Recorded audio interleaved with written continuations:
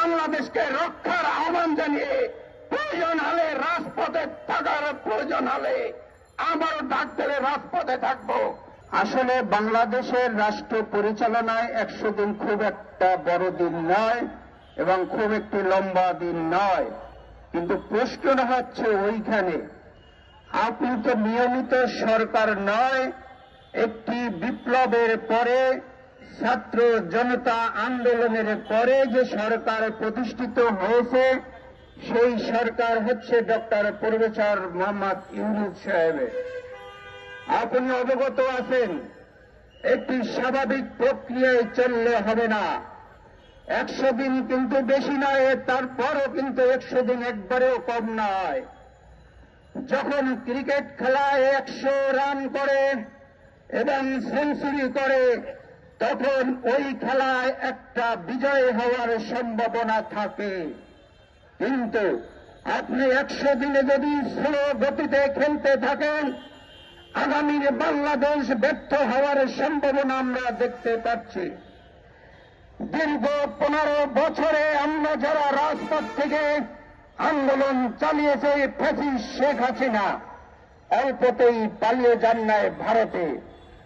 ছাত্র জনতা যখন আবু সাহেব সেই রংপুরে বিশ্ববিদ্যালয়ের সামনে তোর চট্টা একটি প্রাণ, যার স্বপ্ন ছিল বাংলাদেশকে চাকরি করে মানব সেবা করবে, যার পরিবারকে আর্থিকভাবে পরিচালনা করে দেশ রক্ষা করবে, কিন্তু ওই ফ্যাসিস্ট শেখ হাসিনার যত ধরনের স্বৈরাচার বাংলাদেশে কক্ষিগত করার, দুর্নীতি ডাকাতি করার বিরুদ্ধে যখন তোর তাজাভাবে ওই বুক পেতে দিয়েছিল, সেই বুকের মাঝে রাষ্ট্র পরিচালনার যারা রাষ্ট্রকে রক্ষা করবে সেই রাষ্ট্রের অস্ত্র দিয়ে ওই আবু সাইদকে গুলি করে হত্যা করা হয়েছিল। সেই হত্যা ছিল মানবতার বিরুদ্ধে হত্যা, সেই হত্যা ছিল। ইতিমধ্যেই আমাদের প্রধান অতিথি বাংলাদেশের জননেতা, বাংলাদেশের বিচ্ছিন্ন বাংলাদেশের জন্য যে মুক্তিযুদ্ধ করেছে বীর মুক্তিযোদ্ধা আব্দুল সালাম ভাই আমাদের মাঝে ইতিমধ্যেই এসে পৌঁছেছেন, তাকে আমরা স্বাগত জানাই। তার এই সময়কে আমরা মূল্যমান দিয়ে আমাদের মাঝে এসেছেন, তাকে আমরা স্বাগত জানাই আজকের এই বিক্ষোভ সমাবেশ থেকে। বক্তব্য আর নয়, বক্তব্য শেষ। প্রিয় বন্ধুরা, বক্তব্য আমার বীর মুক্তিযোদ্ধা সালাম ভাই দেন। আপনারা জানেন আগামীতে যদি একটি বাংলাদেশ করতে হয়, যে বাংলাদেশের স্বপ্ন দেখেছিল শহীদ প্রেসিডেন্ট জিয়াউর রহমান, আমরা গত বুধবারে বাংলাদেশ সংস্কার বাংলাদেশ মেরামতের জন্য যে 31 দফা ভারপ্রাপ্ত চেয়ারম্যান উপস্থাপন করেছেন, সেখানে যথার্থই বলেছেন বাংলাদেশ কিভাবে মেরামত হবে।